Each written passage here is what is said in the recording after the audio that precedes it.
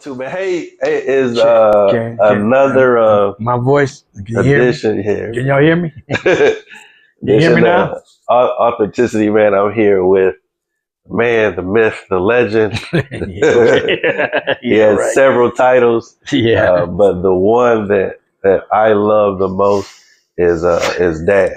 Uh, I often bring up whenever we get a chance to have conversations, man, about what it means to uh, what it means to have a choice, right? Not a priority, but a choice. And I could say for the last 41 years, a choice he made uh, that concerned me fostered into uh, me saying dad and him responding uh, to me as son. And that's a big thing, especially when it comes to us men, especially when like our fathers are not like, saying in the household or really don't have any father figures. But the significance when it comes down to Mr. Charles Smith, dad, is that it wasn't just me. This was something that was phenomenal in the sense that on the street that I moved to around the age 3, there was a lot of single mother households there.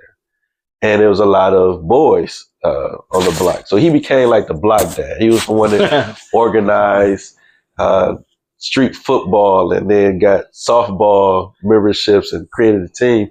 So we have something, to do and fun to be part of. And, it was a time in the 80s and early 90s where that was big because it was a lot more family orientated when it came down to neighborhoods. Not like now, but that relationship fostered there.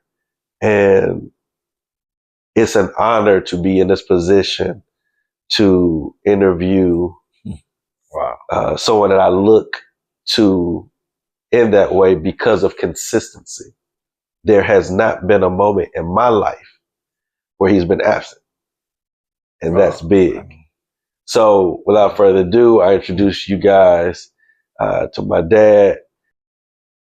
Man. And I'd like to welcome him to Authenticity. Well, thanks, son. Wow. Well, what I'm gonna do with that, man? Wow. For you when you was talking there, it took me back.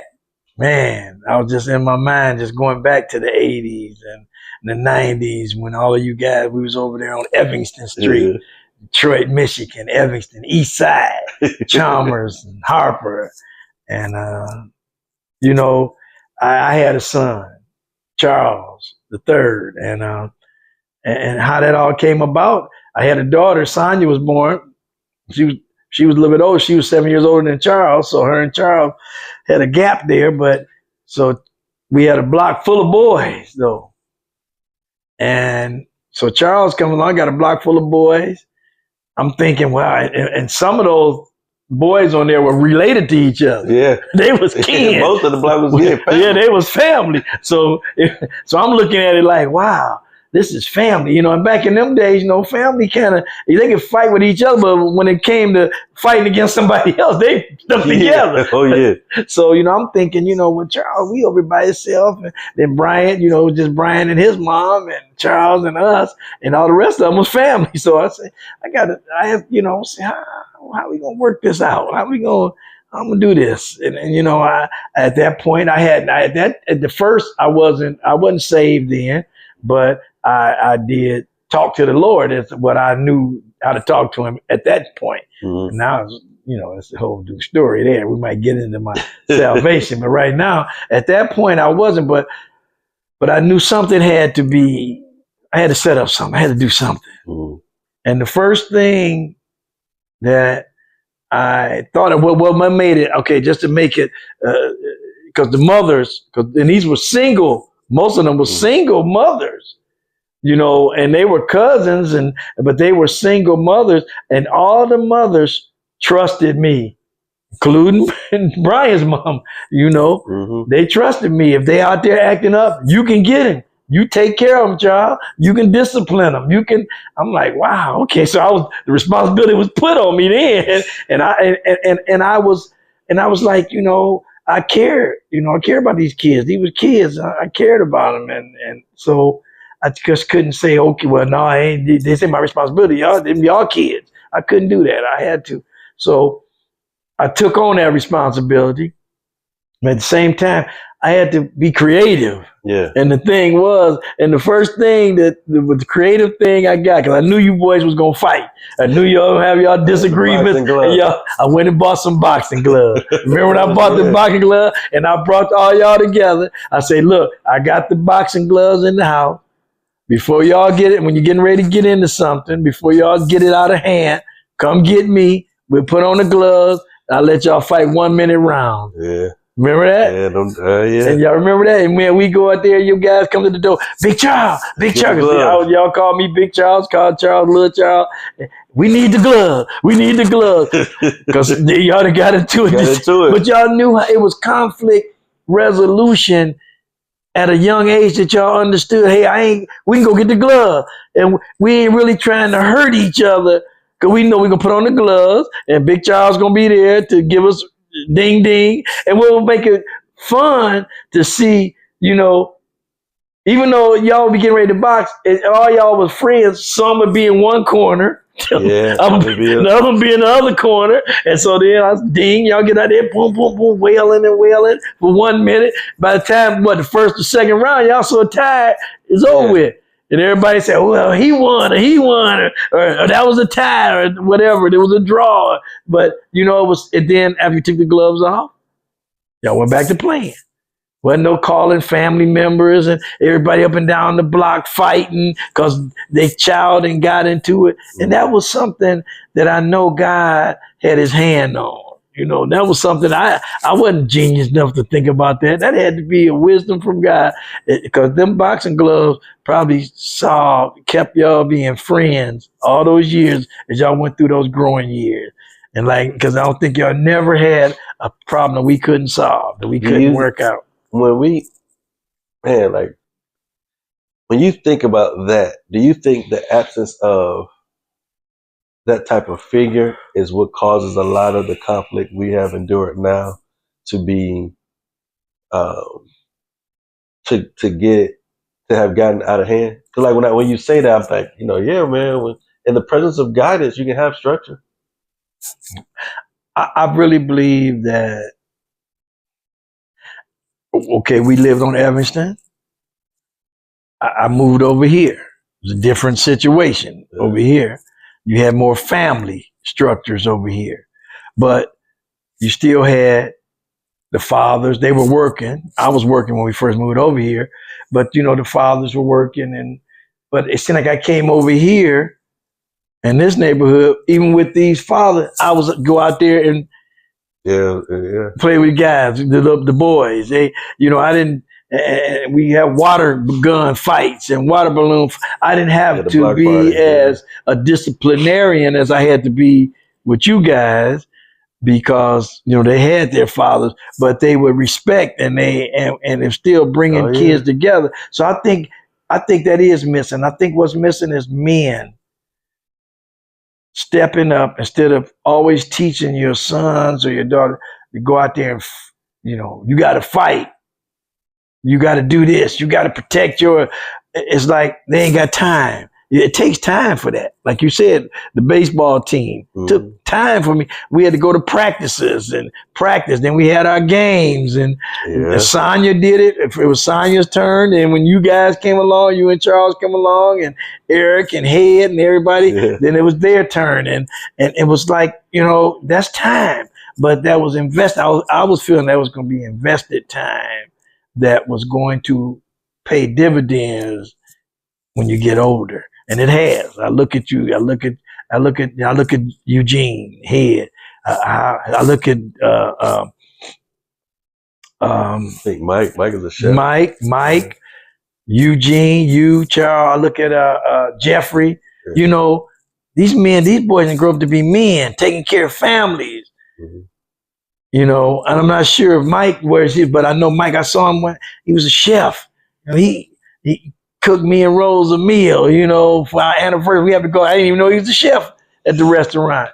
And, to see that, you know, and for you to say this, you know, it makes me I feel good that, okay, God, you know, I, I got a little bit to do with that, and the respect that they still, even with you here to say more and Mm-hmm. express. But when I run into Eugene, I run into Jeffrey, Mike. Mike even told me, he said, I thank you for them lectures. Your lectures, Because the yeah. lectures, you remember the lectures, boy, y'all had to get the lectures. A lecture might last an hour Right. if I was on a roll. So, but you know, he said, we, you know, at that time, y'all didn't want to hear him. But what happened was when you became grown men, I said, wow, they weren't listening.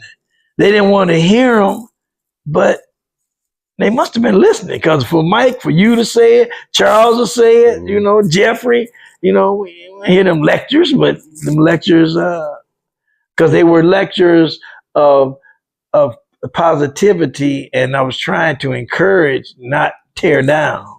I was trying to speak to the future, how you was going to see things in the future, not trying to keep you right there. I would try to talk, even though you might not have understood fully what what I was talking about, but I knew that situation was going to come in your life. As I always would say, you might not understand everything that I'm saying right now, but then when you do understand it, That part. and you get ready to make a decision, and you remember, I hope you'll go back to remember what did Big Charles tell me? Yeah. What did he say about this? Then because I know what I'm telling you, I'm not lying to you, and I'm not trying to hurt you. So you will know that that's when you're going to really know that I cared about you. You can't tell that right now. Yeah. It's kind of like before we started filming, Mm-hmm. I had said something to Pop. I had told him, I was like, man, and to go with what you just said, I said there's a difference between wisdom and understanding, right? So wisdom is knowing the difference between right and wrong, and understanding is doing right and not doing wrong. Wow. And Deep. when I like that. with coupled with what he just said about investing in us, as far as what we call lectures, we might not have understood it then, but it was still wisdom given that we actually function in now because we understand it. And I said a lot. There's a lot of things that, you know, my dad and my grandmother would talk to me about. And then when they passed away, it all made sense. Mm-hmm. Right. Mm-hmm. So it's like those timeless jewels, man, that we end up, or those timeless investments uh, of guidance and just simple talks. See, that happened to me because, okay, my father, he was in my life. Uh, uh, he was an old school father in a way, but he still would talk. You know, he would talk about things. He didn't talk about some of the things I would talk about, because the older generation back then, they didn't want to tell you nothing too much about. They would tell you a little bit about them, but they would tell you a lot of things that was going on, or things that was happening in life, but they ain't going to use themselves as the example. And but then I had a brother-in-law at the time, just like a dad, the second dad, because him and my sister, they got married when they were teenagers. They were 17 and 19. He was 9, so he was 19 years older than me. And so when Rose and I got married at 17 and 15, he had been married almost 20 years. So as Rose and I, but he was always there like a dad, because him and my sister, as we were growing up, he was a disciplinarian in our life, but he would talk, he would teach. And so I had two men from different generations in my life putting wisdom into me, that and I needed both. My brother-in-law, he was more, he was transparent. He was more transparent. When he would talk to me, if my wife and I, we got married young, so he could relate to that. Because him and my sister got married young. They still married. They married to the day he wanted to be with Jesus, like me and Rose married to the day she wanted to be with Jesus. But but every time he would sit down to talk to me, he didn't ever come at me like, you should do this, you should do that. you messing up this. No, he would come at me and he was, if I'm upset about something, he would say, look, can I? First, he would approach me. Whereas when he used to be the disciplinary when I was coming up, as I got to be a man, he started realizing I got to talk to him different. And so he would say, can I talk to you? That's how he would approach me. So right there, he would break down. He got my attention because now you've given me the choice to say, okay. So if I say, okay, that means I'm getting ready to listen. Okay. If you try to tell somebody something, talk to them, and they ain't asked you for it, they can block out most of it. But when he came to me, he'd always would say, can I talk to you? He ain't never say, sit down, boy, let me talk to you. He never talked. Now, my father might would come like that, but he didn't come like that. So that's why he was able to relate to me, and I could relate to him, and he could open, and he would, because then he would start telling about, he wouldn't talk about me, he would talk about him to let me know, because he knew the same things that I probably was dealing with being a young married man, he went through. So when he would talk about him, I could relate and say, wow, he didn't even have to ask me. He already know. Now we can talk.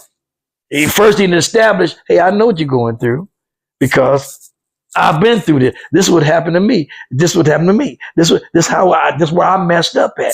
He would tell me where he messed up with my sister.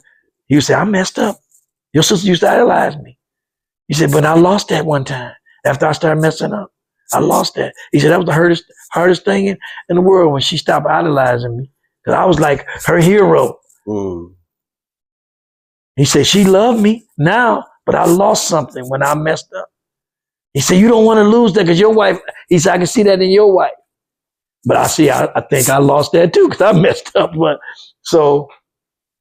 But he was able to talk to me, and he was very instrumental in me, I believe, my marriage surviving for 48 years. And me and my wife were going through the ups and downs because he was somebody that could talk to me straight, at the same time respect me enough to talk to me like a man, whereas my father gonna call me, boy, you messing up. What you doing this, you doing that, hearing just one side of the story. Not hearing both sides of the story. But Lester didn't have to. So it was like, but I both of them gave me something. And so I had a responsibility, I felt, when I got older, to do that. And I still feel that responsibility because I'm still doing things to try to help men and try to help, any way I can, even though the generation gap is different. But God give you that wisdom that when you get into a room, I get into a room with young men, they don't see that age different because of the way I respect them. I talk to them like my brother-in-law, how he taught me. If you're going to get their attention, first let them know you want to hear what they got to say. Don't come in trying to tell them everything. So I feel that that's what's missing in our society. Men with the wisdom, like you said, maybe they got a lot of wisdom, but they don't have the understanding on how to express it and to help the younger generation under them help men become, because this is a village, that this world is a village. This is not just a village in the neighborhood. This is a village everywhere you go as a man and as a person. You have a responsibility but you got to know how. You got to know what, and you got to have that heart to want to really care about people. You have to care about people. So I feel that's missing. I think it's missing with men. How important is the approach? The approach is everything. The approach is, a person, I feel, have to know that you care for them before they're going to listen to what you got to say to them. They have to know that you care, because with the program that I'm with, the farm organization, shout out to farm. So the organization, we deal with the men. We deal with men different ages. But the main thing what I do, I talk to them. I listen to them. Just before we even start doing a class, in the interviews, we do interview before we start. It's just a process to get into the farm. So it's leading up to the process. You find out things about the different individuals that are going to be accepted into the program. So I remember things. I remember some things. I remember in the interview I might have did with, because they don't interview everybody. So I interview the ones I interview. And I remember things. And then when we have started the class up and we started talking this stuff, I said, yeah, I remember in the interview you said, so they, oh, you remember? I said, yeah, I remember you said that. So I started off letting them know, hey, I care about you. I heard you. So when they talk, I listen to them. I don't try to, as soon as they say something, I might feel that they're wrong or they might be missing it. But you don't just tell somebody you don't even know this person. How you gonna tell? This is something they might have believed all their life. Now you getting ready to tell them that they're wrong or they missing it. How you gonna do that? And they don't even know you. So first you have to establish, well, I hear you. Okay. Then I feel like if you think you want them to hear you, if they said something, have you ever thought about it like this?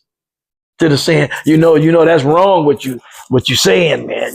This could happen, and start giving them all these examples or start telling them about what you did. No, you got to first. Did you ever think about it like this? I say, I hear what you're saying, and I don't disagree with you 100%. But have you ever thought about adding this on too? Just it's a different approach with the different men. You see the different personalities, so you got to approach each one of them. I found out differently. It's like anybody, but it is the approach is what I've never had any one of the men get mad at me, and I've been able to get after we have spent 3 or 4 weeks together. Because we do a 10-week program. I've been able to get in their faces as if though we were knowing each other, and they were, but the respect we had built for one another, they knew that when I did that, it was out of love, not out of control. You see what I'm saying? They would know that he just doing this because he done proved over here 3 or 4, 5 weeks that he had nothing but love for me and care for my. So now I'm saying something, and they usually know they saying something crazy. So I get up in their face, and, not mad, right. Just the way I do it. We get up and I've never had none of them jump up and weren't ready. They would sit there and listen because they knew the approach started way back 5, 6 weeks ago for me to build up to be able to stand up there and say, man, you out of order. Here's something for you. You just said something that sparked a thought. Control. Do you think a lot of the times, not all the time, I never say all, but do you think a lot of the times men can't receive love because they've been in an environment where there has been no control?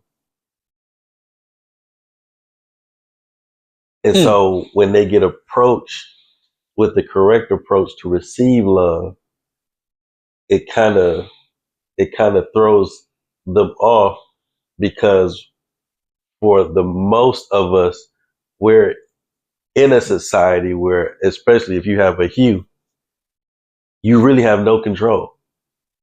So it's a fight, because in most cases, you're just trying to control the situation, or you just trying to control me.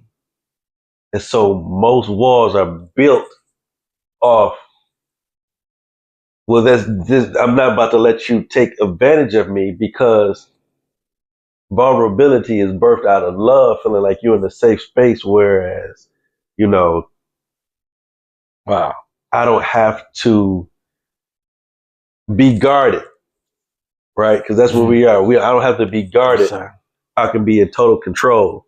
But then when you have the right approach, it's like an inner turmoil going on, where it's like, okay, 1, this could be foreign, but 2, I respect this approach so much because it is the most genuine factor or form of love that in most cases men have never encountered.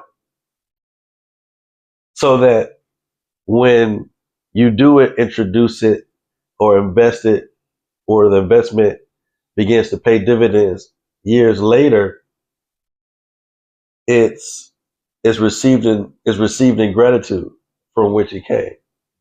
So then when we come back and we talk to you, or we give you your flowers, as what people say, Yeah.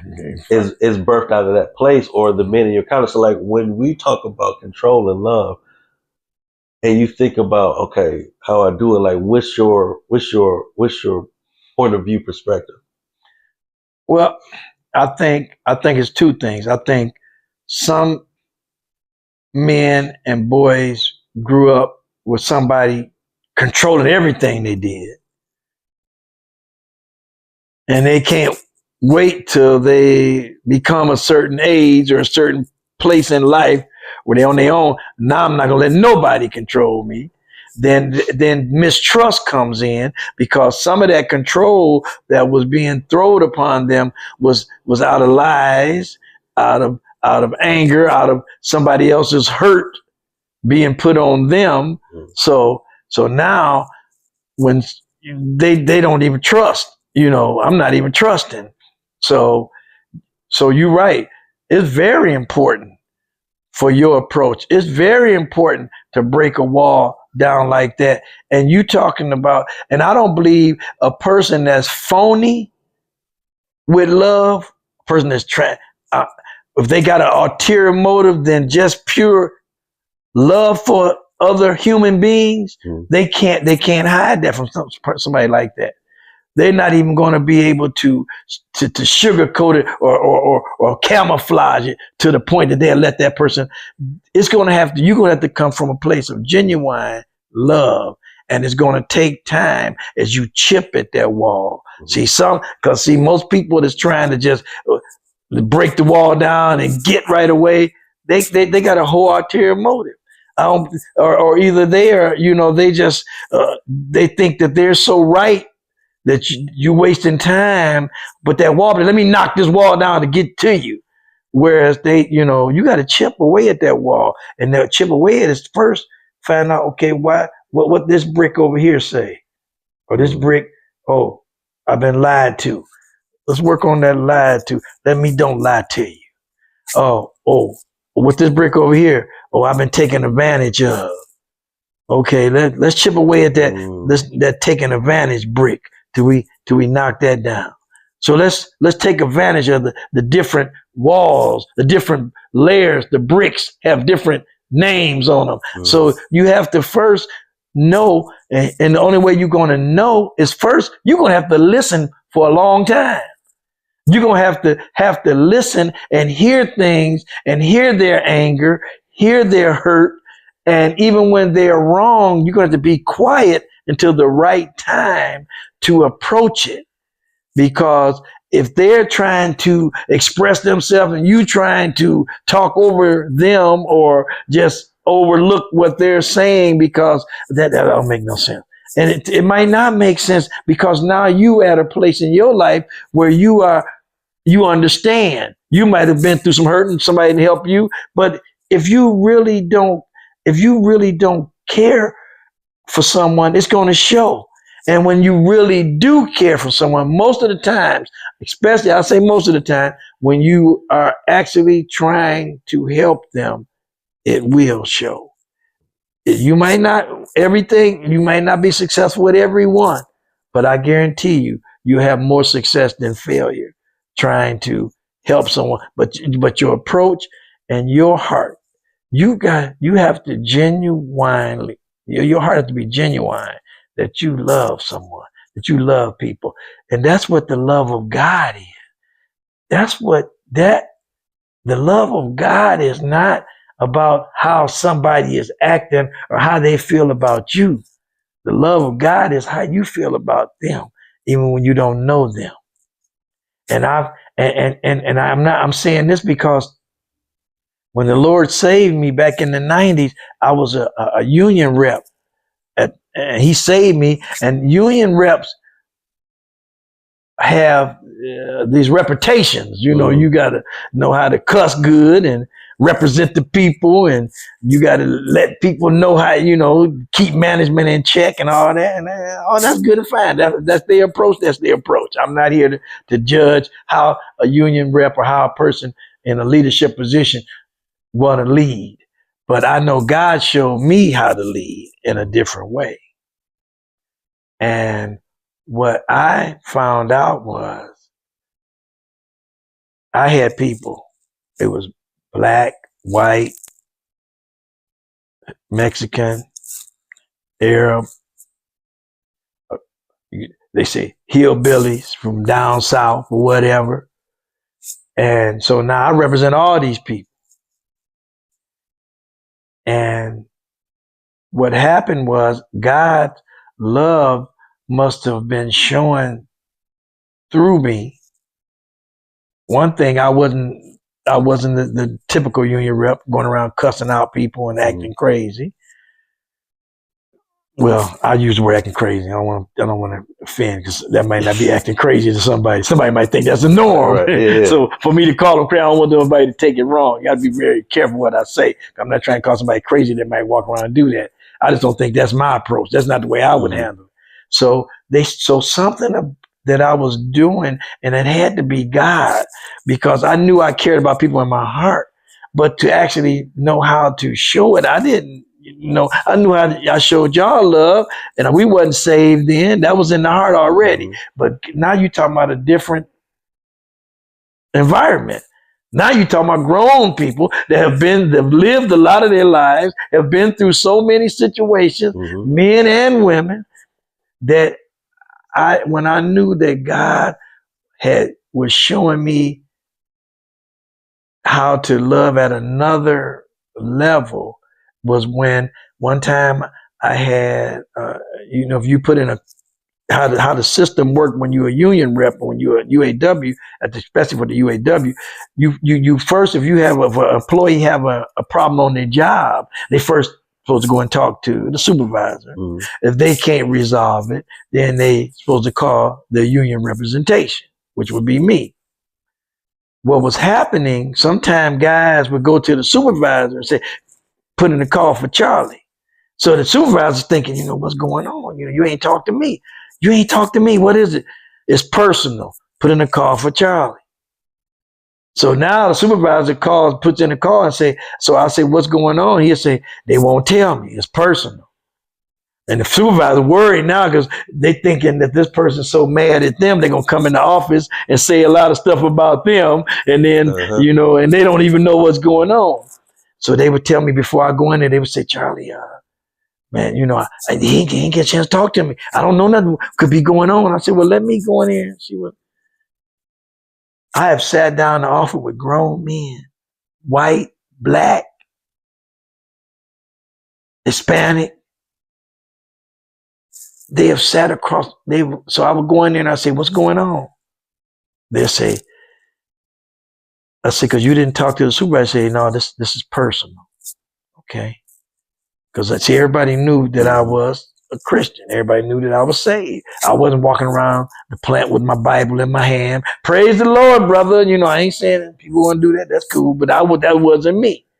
But when I did things, they saw, I didn't cuss. The way I carried myself, I was trying to carry myself as much to representing my Lord and Savior as I could, as I knew, because I had just got saved when I first became a union rep. So I was learning as I was going along about the things of God and the ways of God, and how I'm supposed to carry my life now. I just came out of the life of the streets, partying and getting high. Ain't like I came from that. So they would call me in there and they would say, I believe that you believe what you say you believe. And I had one guy call me. He said, man, and he started crying. He said, my daughter done ran away from home. He said, and I believe if you pray, your prayers go. I believe your prayers get through. They didn't even believe their prayers. They know they didn't. And I would say, wow. So I said, will you pray with me? Grown men crying across me. They didn't know me that well. I just met some of these guys. But God's love was exuding, I guess, from me, that they saw this, that they trusted me, that I wasn't going to run out on the floor and tell everybody, yeah, I was in the office with so-and-so, and he was crying and I was praying. There was a trust there that I couldn't break. Even if I was going to be that type of person, God shut it down, because I would hold their hand and pray with them. And then they would come back and say, man, my daughter came back. Thank you, man. Thank you. So it was a whole, it wasn't, I was a different type of union rep. I was God's type of union rep. I was doing it the way God wanted. That's what I felt, because I had more men and women, but I had more men that would come that I wouldn't believe, that would cry in front of me. They didn't know me, cry, but they would have a situation. Me and my wife, man, my marriage is tore up. Well, I done messed up, and my wife leaving me, or my wife messing around with somebody else. I mean, they crying. They want me to pray with them and comfort them. And I wasn't even I hadn't even been to ministry school. I wasn't even a minister, or you call an ordained minister, but I was the minister of reconciliation, what the Bible say we all are. Once we accept Jesus Christ, we are ministers of reconciliation. So I knew to know, and I knew to pray with them, and I knew that God, the Holy Spirit, I knew to trust the Holy Spirit to give me the words to comfort them, not me, because I wouldn't know what to say. So I had to stay prayed up. I had to stay in a place of prayer. So, because people was more than just representing union stuff, or it was actual personal stuff that God put me in this position. So you're right. It's very important how you present yourself, how God's love is presented through you. It's very important that, if you're going to say Jesus is your Lord, people better see that. Because if they don't believe you, but I knew that something happened. God did it, because I didn't do nothing. I just trusted him and opened my mouth when he said open it. Say what he said say. What was the biggest struggle you encountered? And what? Like, and just like in life in general. Because I think one of the things that's unique about you, I think the foundation of your approach came from investments that life put in you in certain ways. That you, it didn't break you. But you saying life didn't break me? It didn't break. It's this call I get on, right? For people that go through tragedies or suffer some type of misfortune or whatever, and they got this thing called the I am poem or whatever, and it's like I am, and you answer questions, and then one of the questions is I pretend to be, and then I put okay. You know what I'm saying? In most cases, I pretend to be okay. You go, okay. Mm-hmm. Okay. I see what you're saying. You know what I'm saying? But in most cases, especially men, we're not. We just not a function. Right? Until we get to a point where we are in our mind, as far as pretending to be okay, we soon become it. It becomes our reality sooner or later. Mm-hmm. But we still are able to function but not be present. Wow. You're right. When you think about, I had this habit of, I would go to work, and when I would go to work, I got to go back, because I spent 30 years of my life in the plant. So I got to go back to a lot of my life was there. But I would go to work, and I never took my problems. Me and my wife could have just had a big argument, and I got in the car and drove to work. When I stepped in the plant doors, nobody would never know. Mm-hmm. Hey, how you doing? It's Mom. Hey, how you doing? I'm speaking. I ain't coming in. Somebody got to ask me, what's wrong with you? It was, I didn't even realize that I was doing that. I don't think I was doing it for show. Mm-hmm. I think that's what kept me from breaking. Mm.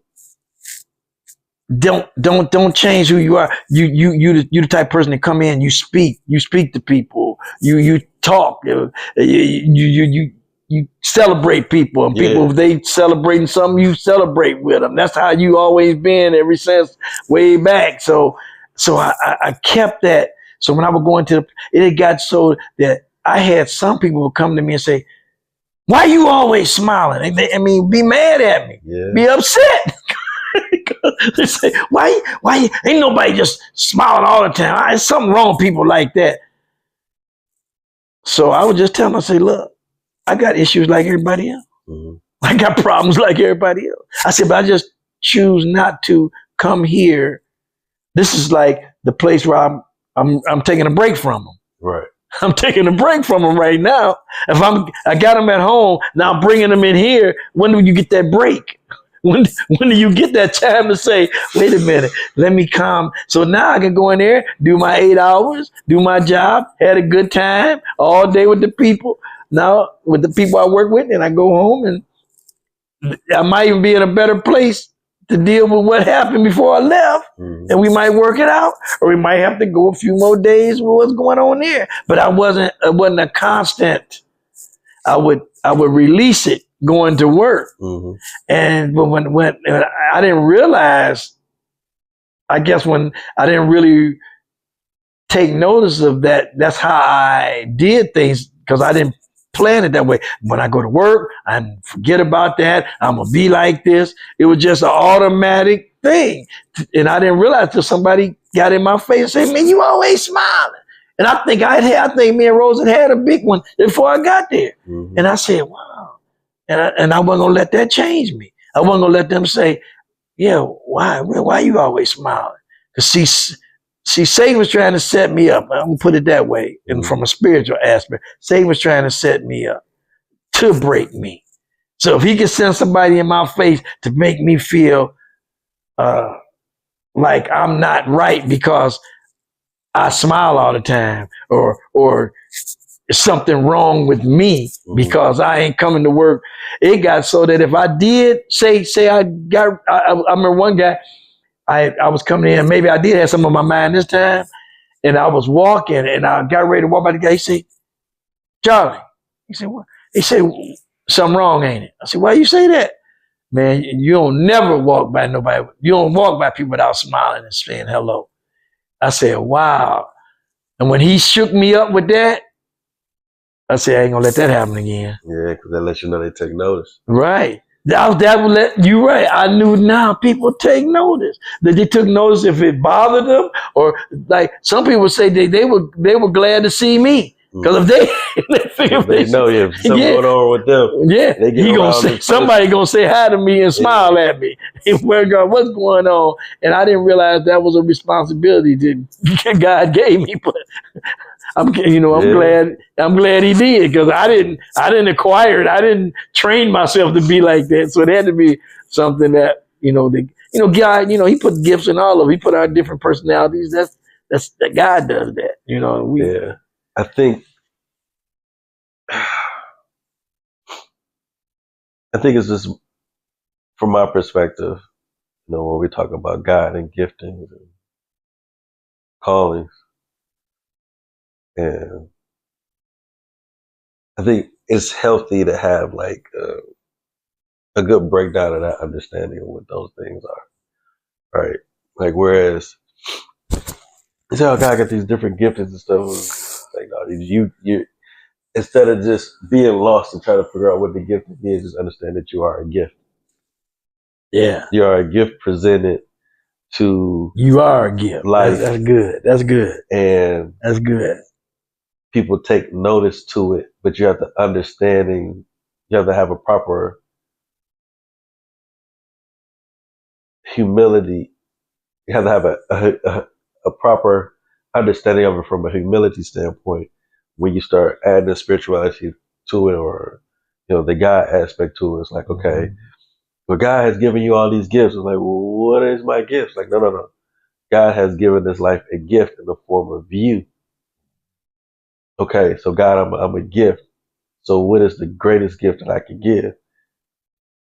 The greatest gift that was given is the act of love. Love. That's right. Because that alone when it is reciprocated in the way for which it was created, can never be false. Man, you know what? I'm gonna say something. I used to think you're right. That's deep because I used to think something was wrong with me when I was younger because a person could do something to me or hurt me or offend me but I could never hate them. I had people that would say, I hate so-and-so. They did, I hate this. And they would say it with such, bigger, I hate them. Right. They say like, God, no. And so I started thinking, what's wrong with me? Because somebody could do something to me and I could tell somebody, yeah, they did that.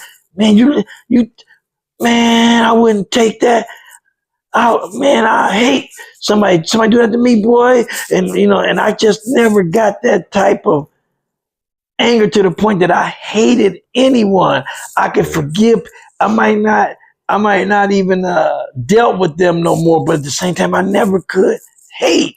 So I used to think something was wrong with me, especially when I was younger, when I was like elementary school, then coming all through high school. And you hear guys always telling me they hate. I hear guys say hate. I hate my father. I hate my mother. I hate so and so, and I couldn't never. And I thought, well, what's wrong with me? I almost wanted to ask the Lord, what's wrong with me? But see, that's before I knew God. Because if I know how to ask him something like that, he gonna say, well, who am I? I'm love. So what you gonna ask me something about hate for? But after I got saved, after the Lord saved me, I understood. Man, this was how I was supposed to be. God put that in me. He before I even acknowledged him, he had put these different traits in me that helped me keep from being taking me to a place of, because I might have gotten into a place of hate. I might have done something crazy, but he's protected me even before I knew who he was. He was still protecting me because I never could, like you said, you got to love. Love is something that it starts. Yeah. It has to be. It's got to be in here. You respect it more once you realize when you have an understanding of it all, like the importance of a thing. Like people who have a love for plants understand plants. You know what I'm saying? People who have a love for culinary arts, they understand the different tastes and what's right or whatever, because they know when they produce it, they want to produce the best quality therein. And then when they present it, it's always about the presentation. Yeah, you're right.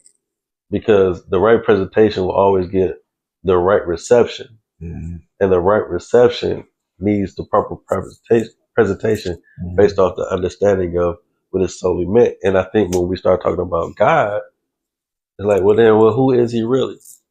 And then what does he represent? Well, what was presented? Then we start diving into, Yahshua or Jesus or however you want to pronounce the name. That's you. Yeah. It's not necessarily, I think, the name, more so the action. When it's presented, it's like, okay, well then I need the full understanding of what the basis of it was. Because when I understand it, then I understand how it affects me. That goes back to understanding what you eat. Right? Like, because you will stop caring about the price per the quality. But the price will always cause you to want to know the ingredients. That's right. Why am I paying so much more for this? Right. What's in it? That's right. What's in it? What's in it? And then that curiosity will cause you to forget about the price. Because if you find out what's in it, it's like, excuse me, let me check this real quick. That's the greatest thing. Just want everybody to know why I keep looking over there. We hearing this rain. Oh, it's rain outside. I keep, I'm sure if it's raining, there's rain coming down. Yeah, it's rain coming down. But you're right, man. And I think with this love and with the, with you you guys, like, like you're saying, being in your lives like that when y'all were younger, being that father figure on the block. I think becoming a father young helped me. I would never promote teenagers say, hey, get married when you're 17 and 15. I wouldn't do that. I would never do that. I would never start saying, it's all right to get married at 17 and 15. I'm listening. You ain't all right to get married at 17 and 15.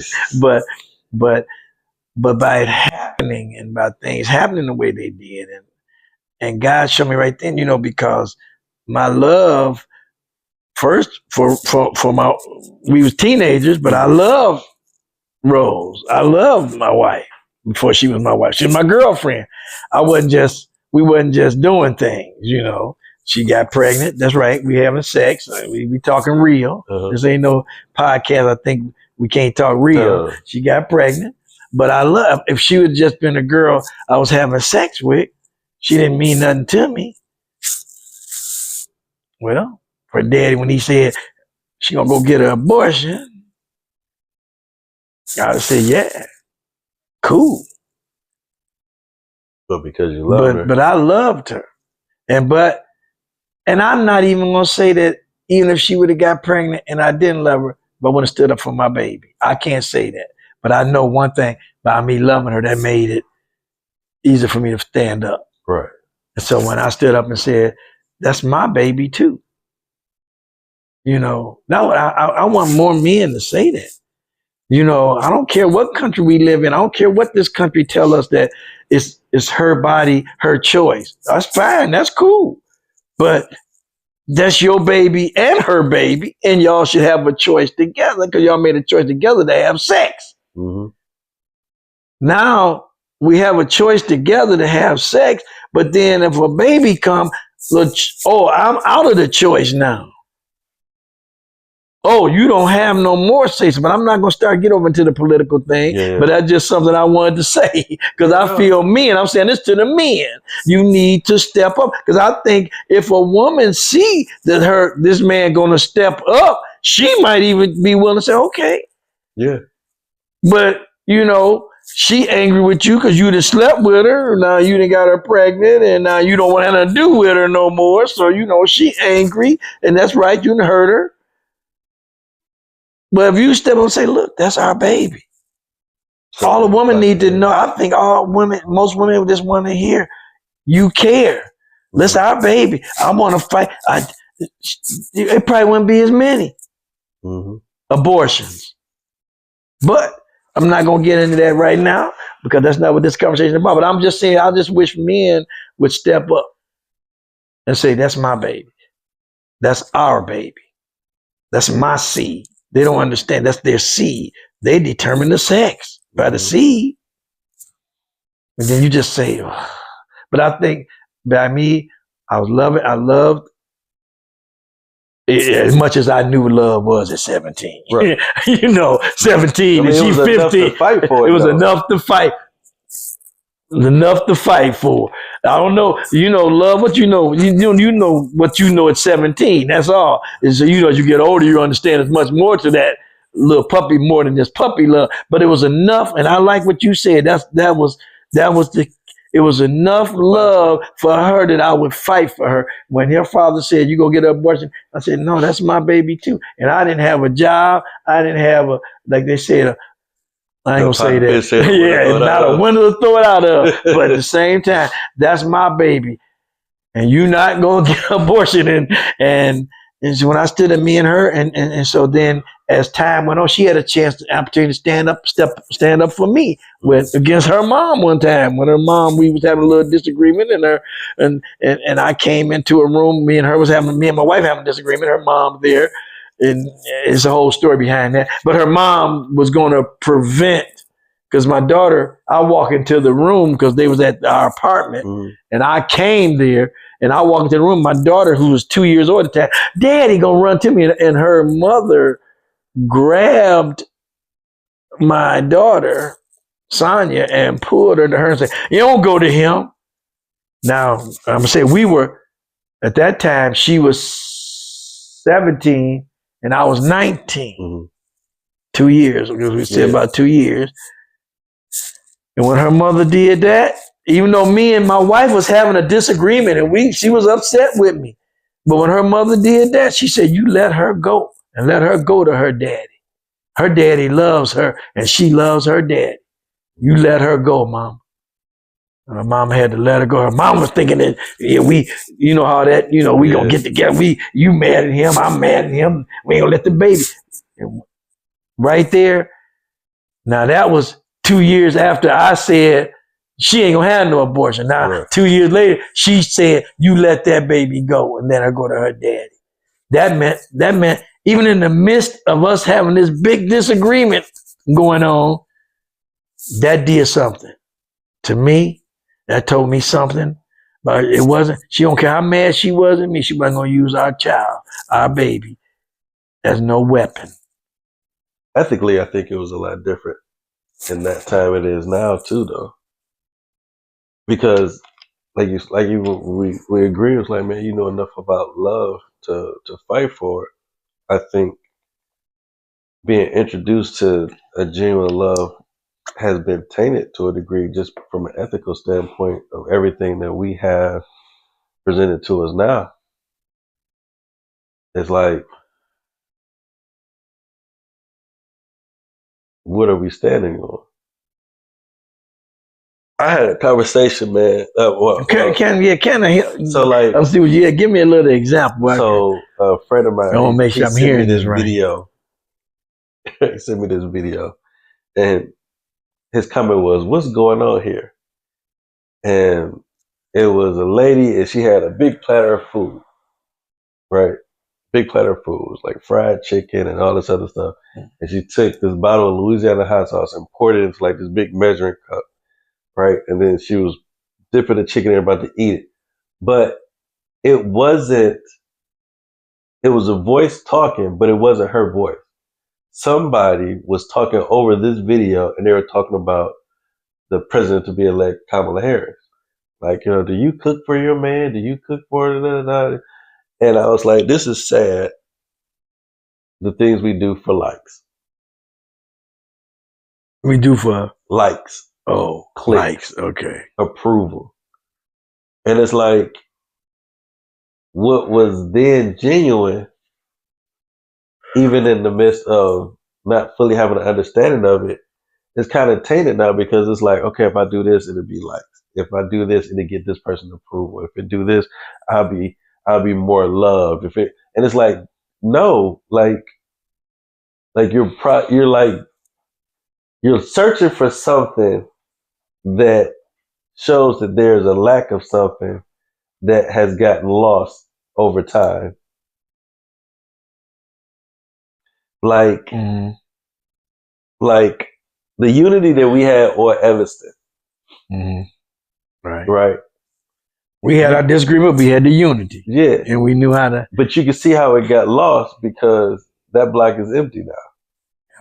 Empty. Sad. The houses are gone. Sad. So it's more lots than anything. And it's like, we have to close our eyes to remember what it was. Remember how the houses look. We had to close our eyes. Because in most cases, you will revisit places and you be like, man, there was so much love here. Mm-hmm. You can't even say that. No, because now you know it's absent of it. However, you can always have that if you introduce not even that same type of love, but just present it with just love in general, period. It's like, okay, it would nurture, it would cause it to grow. Like one person would see mud, and another person would see, well, you gotta have mud in order for something to grow. It's just the point of view, it's the perspective. Mud is just dirt with water in it. Yeah, and you need dirt. It though. You know what I'm saying? Like, oh, it's just mud. That's like, no, but you need that in order for something to grow. Right. It's just who's going to love it and nurture it to actually see that. Right. You know what I'm saying? Like, you could go to the farm and see these cats with problems. Yeah, man, everybody here look like mud because you're here because there's something wrong. Mm-hmm.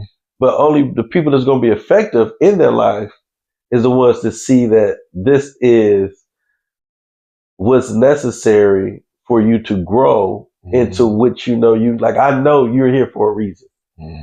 Period. know what I'm saying?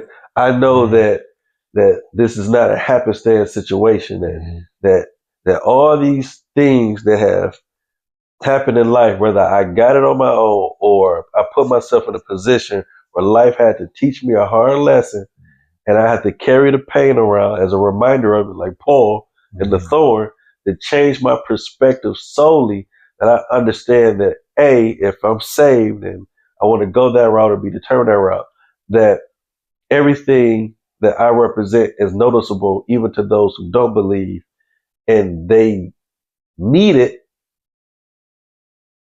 So, in understanding that they need that smile or that person that speaks to them, and that I carry that, it keeps me in a position where I'm always mindful of maintaining that relationship that cultivates the eyes that are upon me. Yeah, yeah, yeah. Because you're right. When you say whatever you do can affect those that believe or don't believe. You can have an effect. You know, you could be in a place where you can say, "Well, nobody here know me, Uh-huh. and I can do this." But then you have been a possibly you could have been a stumbling block to somebody else, or either you could even God, he can't use you, Yeah. and that's it. He might have needed you.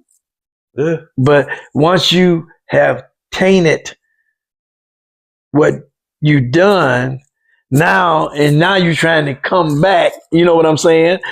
You standing around and you're doing stuff. You've been, trying to fit in with a crowd, but you feeling uncomfortable doing it. But you got to fit in, so you cussing with them and saying all kind of stuff with them, and all of a sudden, and you feel like, okay, they don't know because they don't know I'm saved. Ain't nobody told them I was saved. You can't hide it. Right. It's always gonna be, man. It's something different. Right. I could tell something was different. But now, if you started cussing with them, and all of a sudden you're gonna try to switch up and another conversation start, then all of a sudden you're gonna start talking about how good God is. Start talking about, they're gonna say, well, then they can say, well, you was just cussing and stuff with her. Well, which one is God approve of? Which conversation God approve of? Then they can make a fun of you. You didn't put yourself to be taunted. Now, now all of a sudden you Mr. God, or you Mr. Righteous, when just a few minutes ago you was over here with us doing this. So then you have a choice. Now you might say, I was wrong over here, and I'm gonna apologize. I'm gonna repent to y'all in front of God. I can help you clean that up. So now, because this is what's more important, what I'm getting ready to say right now is more important than all that foolishness I was saying over there trying to fit in. But with this part here, what I'm getting ready to say is what God really wants you to hear, because he knows this audience right here. You don't know this audience. Yeah. And he know that audience, and he know what they need to hear.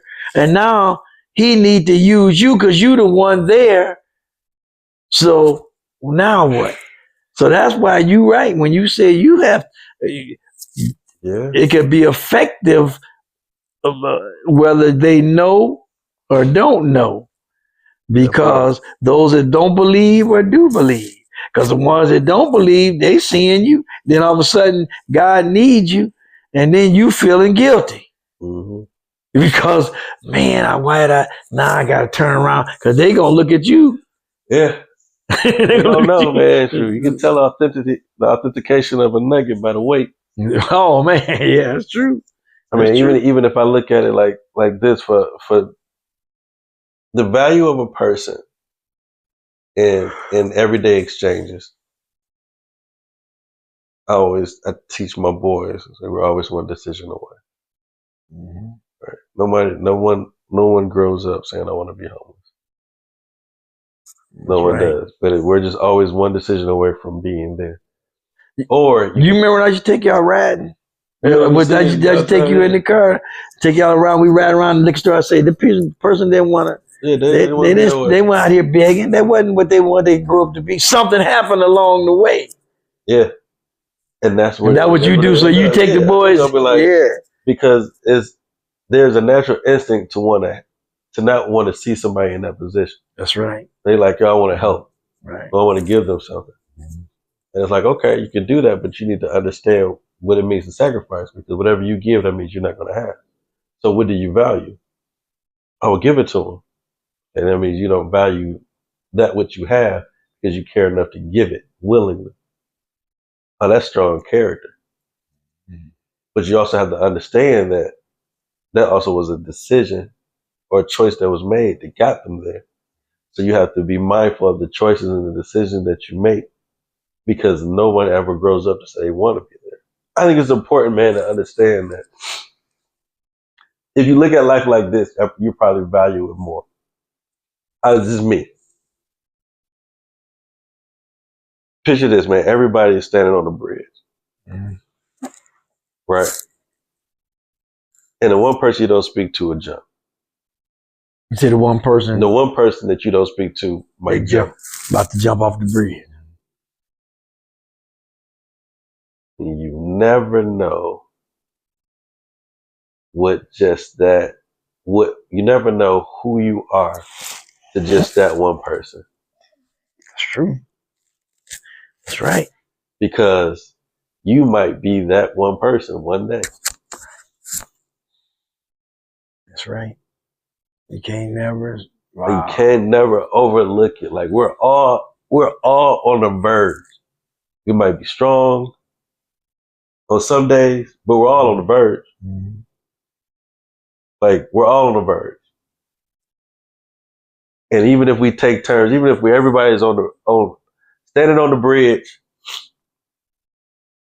and you good today, one person gets down, it's like, hey, and when they get and they get back on the bridge, it's the next person's time. They get, hey, they get on the bridge, the person comes down, and it just keeps folding. Mm-hmm. That one person just, hey, and it's that one person that's like, yo, you hear what happened? I just saw them. Mm-hmm. Yeah, man, and I knew something was wrong. I just was. Mm-hmm. Right. Every day, man, they be smiling. I speak to them, we talk. And yesterday I saw them, but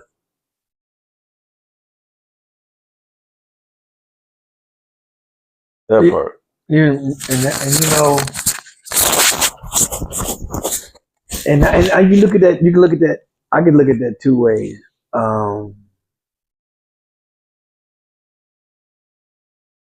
If you were led, if you felt strongly in your inner man to say or do something with them, and you didn't, I think that would affect you more than. Oh yeah. If you didn't, okay, I avoided them today because maybe I didn't want to, because I know where they're gonna come from. And that's different because it's not like you was going, we're not going to save everybody. Everybody is not like you said, it was a choice was made. Now, if you ignore it, because some days you don't have to be, you might not be in that place to be that person, I can't do it today. And I'm not even got that power in me today. So I'm just I'll see them tomorrow. Mm-hmm. But then they don't make it to tomorrow. But then you can't say, well, if I would have just, no, because whatever they was doing, it was going on all the time. And if they wasn't, and if they say they go and commit suicide, mm-hmm. They wasn't talking with you about it. They wasn't talking with you about it. They wasn't telling you about it. If you wasn't ignoring, if you were, but if you know you're not being in tune with the Holy Spirit, if you're not taking your time to really focus, sometimes we get off focus, and that's going to happen. And that's when I think that you need to, if you feel like you're getting off focus, you need to slow down. Mm-hmm. And really get like this, just sit down and say, okay, Lord, talk to me. You already know what's going on with me right now. I don't even know what to say to you. Talk to me. Where am I missing? What's going on? and then listen. Then you'll be sent. Now, if you back off, if he's sending you somewhere, because I've noticed that sometimes we want to feel guilty about things we shouldn't feel guilty about. Yeah. You see what I'm saying? You can't make yourself feel guilty about everything that happens. But there are times when you know that you've been given an assignment, you've been felt the press in your spirit to go do it. That's when I'm starting to learn you need to do that. You need to do it. Don't procrastinate. When you feel, you know what I'm saying? You understand what I'm saying? When you get that press, because sometimes you get that press and somebody you may not even want to call, somebody you are mad at, somebody, anything, but you getting this press. Why? Let me call. Let me call. You see what I'm saying? Yeah. Let me pick up this phone. Let me dial. We ain't got to pick up the phone like this no more. We have it like this. It's in our hand, in our pocket. We ain't got to pick up the they still got them phones. We still got phones. I like that. I think they're gonna go back to them. I guarantee they're gonna go back. Cause there was some sharp. They had some sharp phones. Some of them was sharp back in the day. The Princess phone. You had the little Princess phone. Then you had the phone, the rich people phone. He pick up. They had the phone. The receiver with and stuff. Yeah, rotary. Them part. But I just think we need to, but love. Don't. You had a love of God in your heart.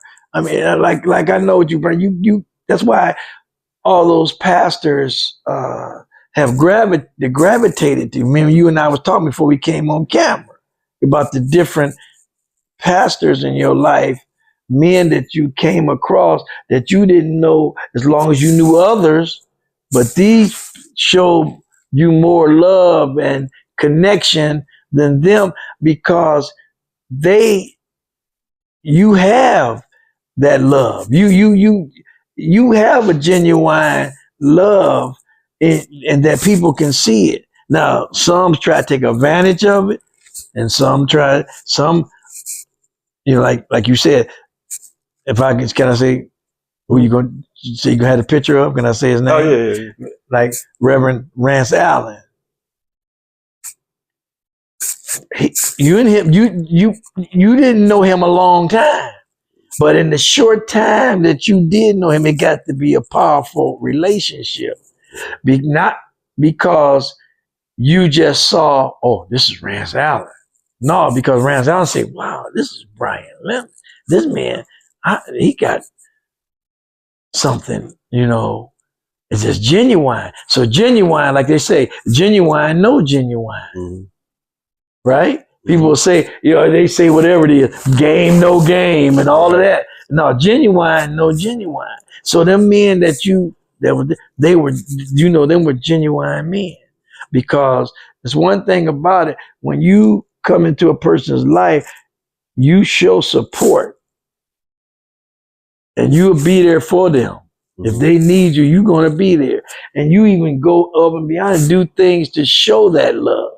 Like with your skill, you'll use your skills and that God has given you. You got those skills. You can, like you doing this here, but you got those skills. You can put together a production, infomercial that, that's powerful, man. I go back and look at what you did, when Rose went to be with Jesus, how you put them things together. Those what you call videos them? Videos together. I got them saved, and every now and then I go and look at them, and you put them together, man. Anything you do, you're gonna do it at a high. You don't just throw something together. You're gonna do it at a high level. You're gonna take your time, and you're gonna make sure it's right because you care about people that you're doing things for. You ain't just let me throw this together.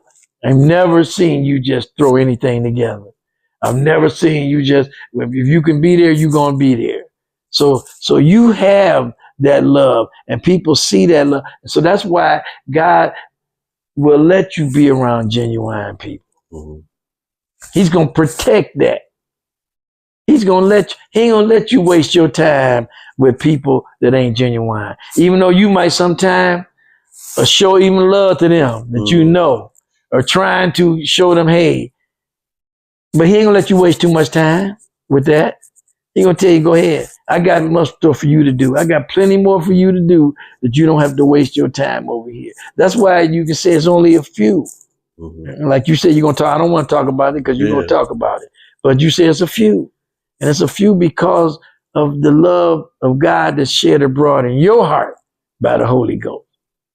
And people see that you for real, man. And sometimes people don't like you, and because they the love is real and their love ain't. Right. So they get mad at you. Yeah, because you know, man, they want to get mad at you. Oh, Brian, this, whatever they might say about us, but that's okay. Yeah.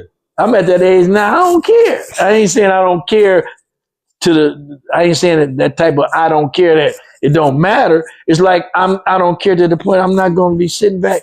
Oh, what can I do to make this happen? What can I do to make this person like me? What am I doing? I ain't did nothing to them, you know. So, but anyway, you know, it's just how it is, man. And just so. All right, so let's end it like this. Okay. You at this age, with all that has transpired in your life, and you get an opportunity to speak to the younger you. You can pick the age. What is your message?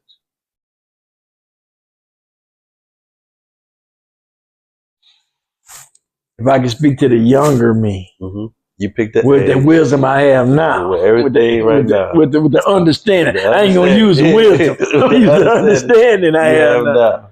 What would you pick the age? But what would be the message?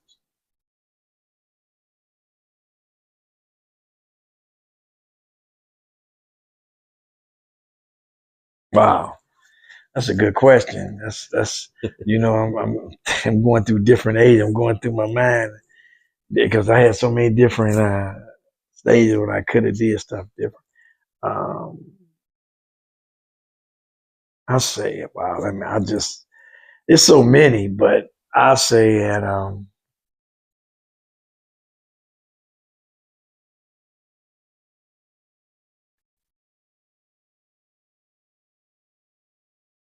not gonna go back to 17.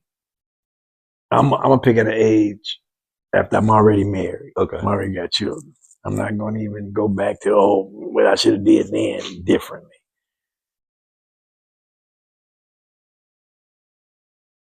I would have told it was almost like you asking me what would you might have did different, right?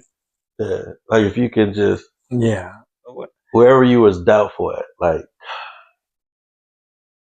like am I gonna make it out of this?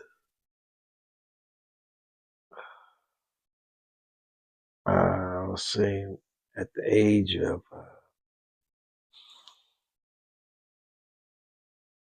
27, my wife and I were going through a very, very, very, I think about 27, we was going through a very bad place in our marriage. We had been married about 10 years. I'm only 28. Oh, yeah. Been married 10 years already, and I'm 28. She's 26. And we were going through a bad place, and I didn't know. And I just couldn't figure out how we're going to get past this. So, just to share, me and my wife went through a separation. We went through a separation for a whole year. And I did not see us getting back together when the separation first took place. And I didn't see how we could possibly get back together. I say it was almost exact year to the date that we separated. All the time that we were separated, I my mind, I could be out trying to hang with the guys. Because I've been married all this time, so I think I'm single. And her and the kids were like, I could see their faces come right to me. See what I'm saying? Mm-hmm. Like, wow. So it was like they never left my mind. So now I'm throwing in this thing like, what is going on here? I didn't see us getting back, but why I can't get over it? Why I can't just move on? Mm-hmm. You see what I'm saying? Why can't I just move on? Some guys, people get divorced all the time. We didn't get divorced. We just separated. And why can't we didn't never, whole year we never talk about divorce. But I was saying, why? Why can't I just move on? So one night, because I got an apartment, she had the house. So I didn't, they had the house. I would see the kids. It wasn't like a separation where I was away from them. I saw the kids with me. They come stay with me. Me and her, we could talk and get along. And so I'm thinking, so one night I was at my apartment in the dark and I just started crying. And I wasn't saved. I hadn't accepted the Lord as my Lord and Savior and all of that. I didn't know who Jesus was as far as, relationship wise. I know Jesus, but I know relationship, what that means. And I fell on my knees in this dark bedroom at my apartment. And I started crying and I just said, God, where am I supposed to be? Where am I supposed to be? And I cried most of that night, just holding my pillow in a fetal position, crying. I thought, where I'm supposed to be.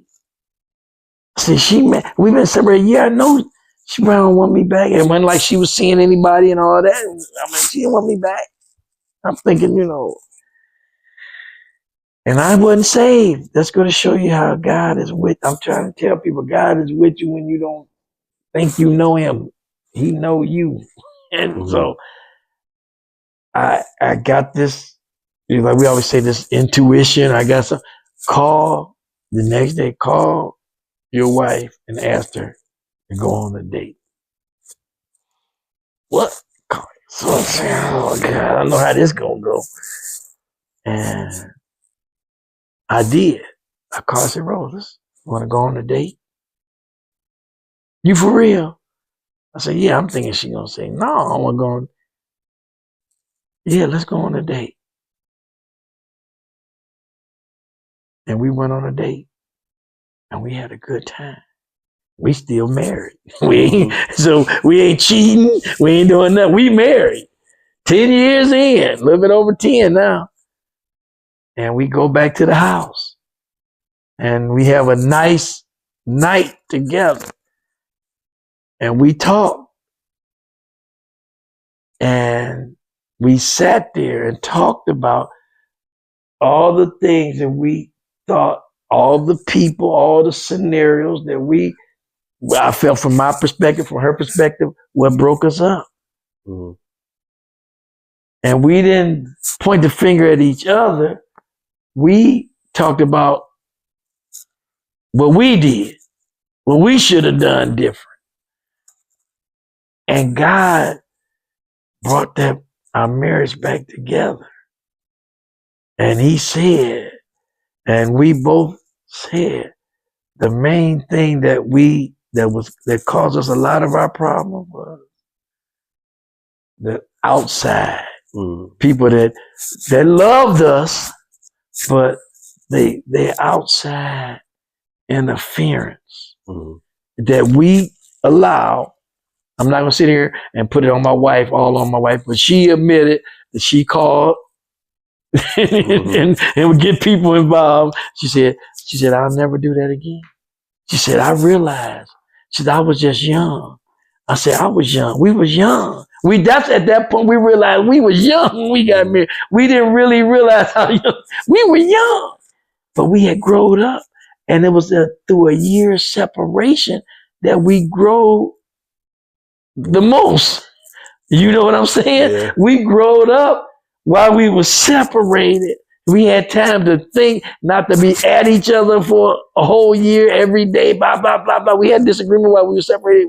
Certain things would come up, but we would handle them differently because we weren't together. But we grew up. So I didn't never think my marriage. And we ended up, what happened? We got back together and we married to the day she went to be with Jesus, 48 years later. 48 years. And we knew each other over 50 because I met her before. So that was a situation I didn't know how I'm going to get back. I knew I was missing my family, but how I'm going to get them back? How I'm going to get them back? Because So it'd be like, just trust God. Trust God. I didn't even know how to trust him then. I didn't know who God was. I didn't know who I heard about. I just heard about you. But all I knew was I fell on my knees. And it was 9 years. Well, that was 83. It was 9 years later when I actually got saved. It wasn't like I got saved right after that. But we got back together. We stayed together and we got saved together. Then our kids got saved. Family started getting. So it's like God put all that. So that was one of them situations. I don't know how this was going to happen. But I knew I was hurting. I was away from my family. When I was separated, I realized you are a husband and a father. You ain't one of these single guys out here that you think you done missed something because y'all got married young. I hadn't missed nothing. Nothing at all. How has I think one of the most, that's how like Baptist preaching now we can really end it here.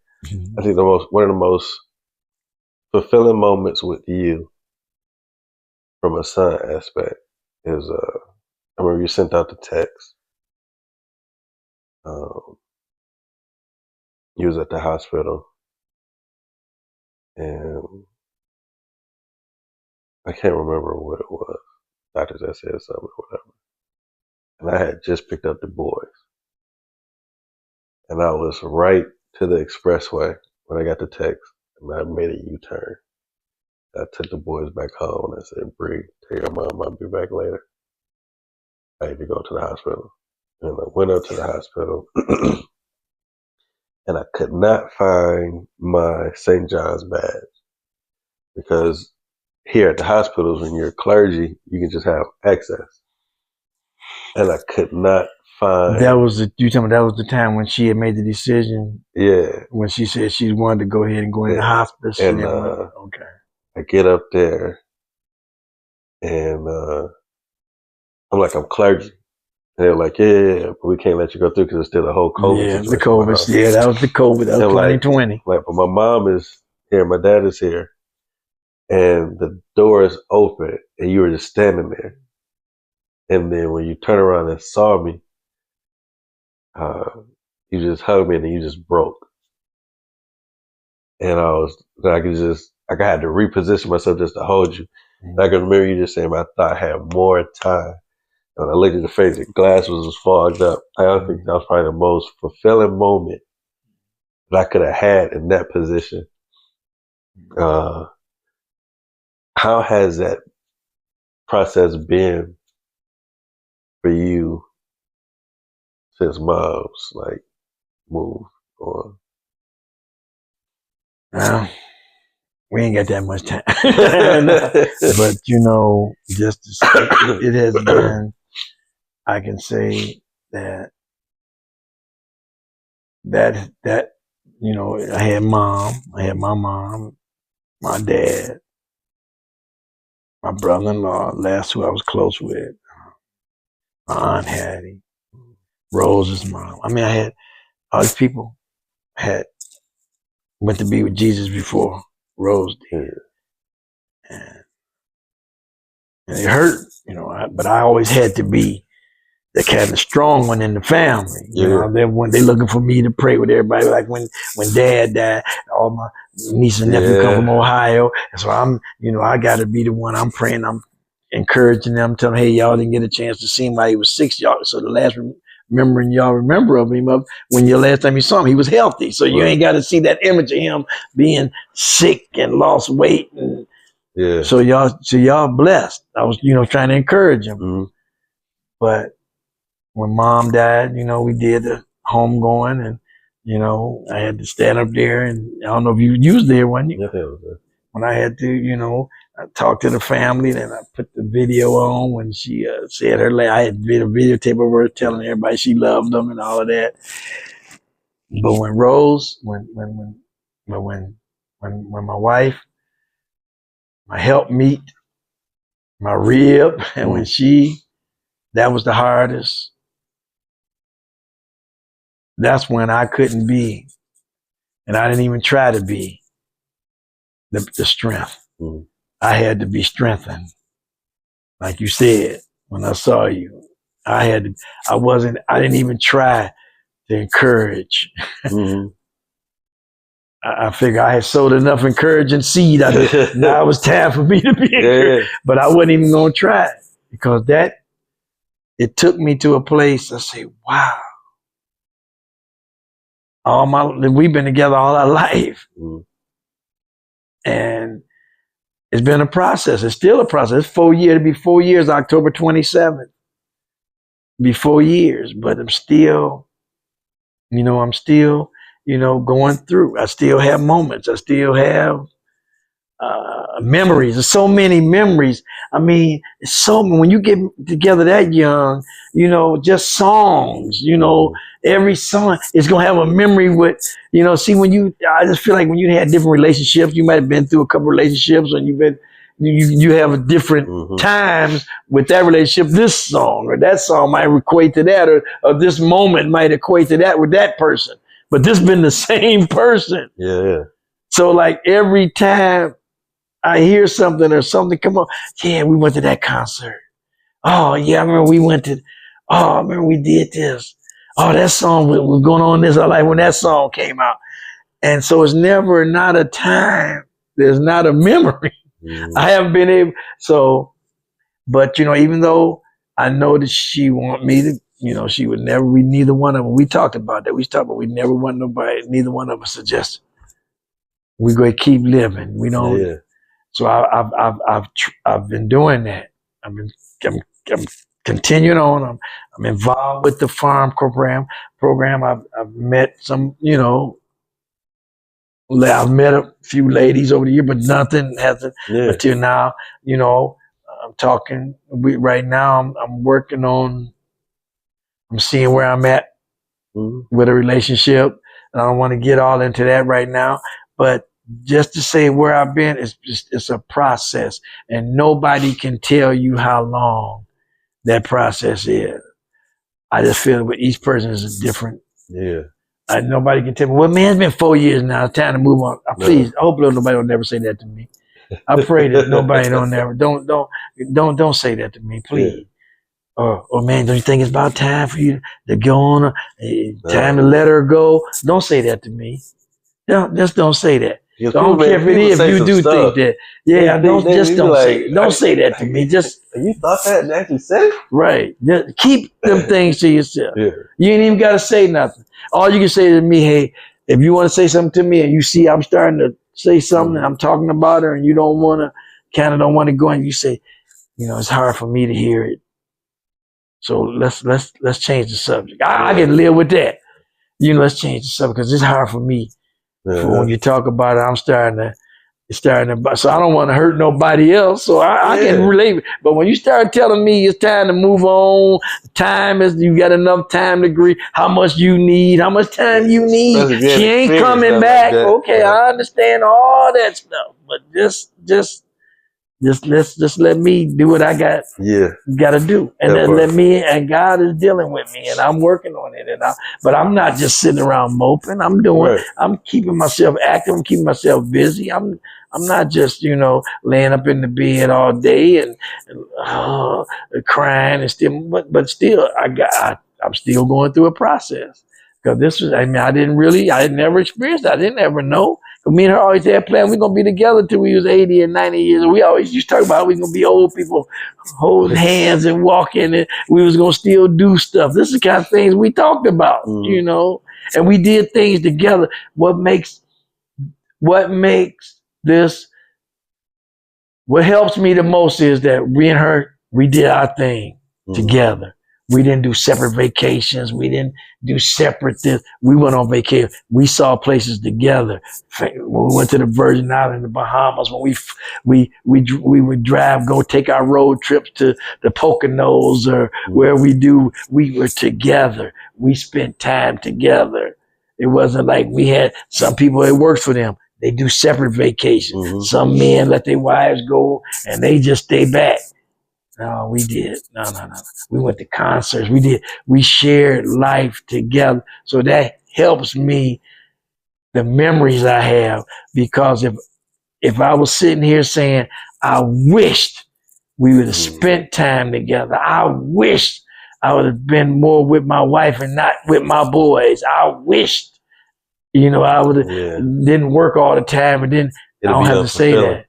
I don't say that. We both, she got disability at a young age and I was able to retire at a young age. So we had all them years together, not even working. All these years. I've been retired since '02 and she got disability in '99. We hung out all those years. We served in the church together. We served together. So we did life together. So that's what helps me, live on. So anyway, thank you for that. Yeah, I appreciate you, Pop, man. This was authenticity. Oh, man. Until the next time.